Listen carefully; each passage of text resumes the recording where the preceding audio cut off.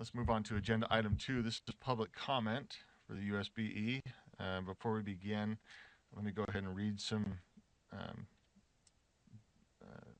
items here. The public may sign up to share public comments at publiccomment@schools.utah.gov. The public may send written public comments to the board at board@schools.utah.gov. Public comments are limited to 2 minutes per person. A comment can express support or dissent for regulatory action. Individuals should not use public comment to complain about personnel issues or attack or defame an individual. Speakers making a highly detailed or complex comment should also consider providing a written outline of their words to the board. Please remember that children may hear your comments. Be thoughtful and professional. Keep your comments appropriate for a general audience. If you have material with explicit language or content, submit such material in writing to the board at board@schools.utah.gov. So we have a few small handful of individuals who are joining us today for public comment. We're going to first invite Corey Jensen, and then Lexi Cunningham is on deck. Let's push that little speaker button on there. There you go. Wait for it to go red. There you go. You're live. Thank you. My name is Corey Jensen. I work as the science specialist in the Ogden School District. Prior to that, I was a band teacher at high school level and a physics teacher. Today, I'm voicing concerns that my colleagues and I have regarding some of the changes to licensing that you'll vote on later this afternoon regarding R277-301. In that, it essentially gives an existing teacher the ability to earn a new endorsement simply by passing a content knowledge exam. So what this could do in effect is a language arts teacher who might be proficient at piano, and they pass a content test such as Praxis. It could label them as highly qualified to run a band rehearsal or fix a flute, restring a violin, or chart a marching band routine. It could take a social studies teacher who has science background and label them as highly qualified to give three-dimensional science instruction, which is what our science centers are based on. And having my previous years as an instructional coach, knowing that a teacher really needs to have a strong pedagogical foundation in that three-dimensional science in order to be really effective for us, not just figuring out what students want, what we want students to know, but what we want students to be able to do, something that's going to affect them in their lifetime. Furthermore, there are some safety considerations that I think might be addressed later on, later this afternoon. If we've labeled a science teacher as highly effective, but they haven't had any safety certification, if a student was to be injured, get chemicals in their eyes, or get burned in a lab, that could present some pretty heavy consequences. What we do want, we want our principals to be able to hire a teacher who is not just highly qualified on paper, but is actually highly qualified. And so I'm not asking you to vote no on this. We just want to slow things down a little bit, give us more time to maybe process what does this look like across all content areas. So thank you for your time and for your service to our kids. Thank you, Corey. Lexi, and following Lexi, we will hear from Sarah Jones. Good morning, Board of Education. Happy to be here.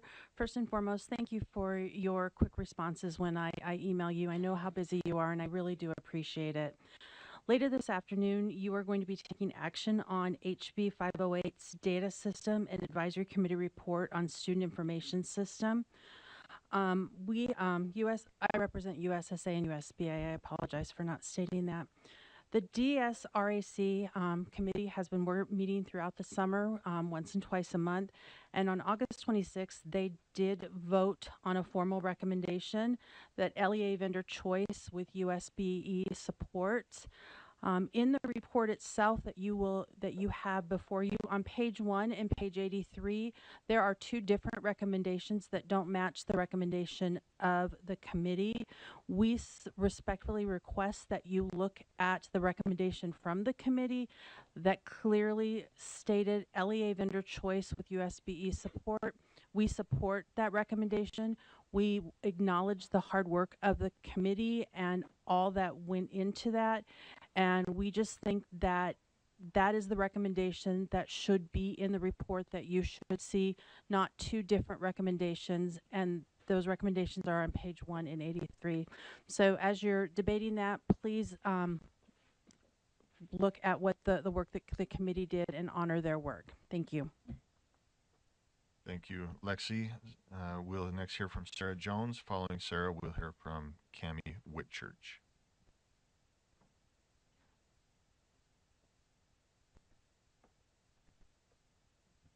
Good morning, board members. I'm Dr. Sarah Jones with the Utah Education Association. On today's board agenda, you're addressing a number of rules about educator standards and professional practices that were heard in Law and Licensing Committee, the 210, 211, 15, 17 series of rules. Some very significant changes are proposed in drafts that were not discussed by the committee and really don't reflect an understanding of a process that arrived at those rules several years ago. And so for clarification, in fact, the rules are the result of a series of legal settlements.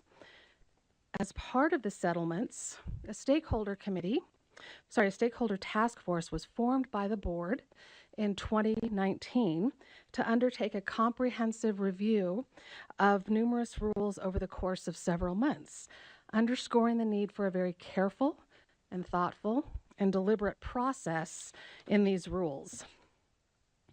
So what we're asking is that anything that is as broad and sweeping as some of the proposed changes that don't follow your regular process for committee hearings, public input, only serves to undermine trust and collaboration. So we ask you to reject these drafts that are brought forward today and ensure that any changes follow your regular open process that allows for input for the best interests of both educators and students and the parents that they serve. Thank you. Thank you, Sarah. Next, we'll hear from Cammie Whitchurch. Cammie.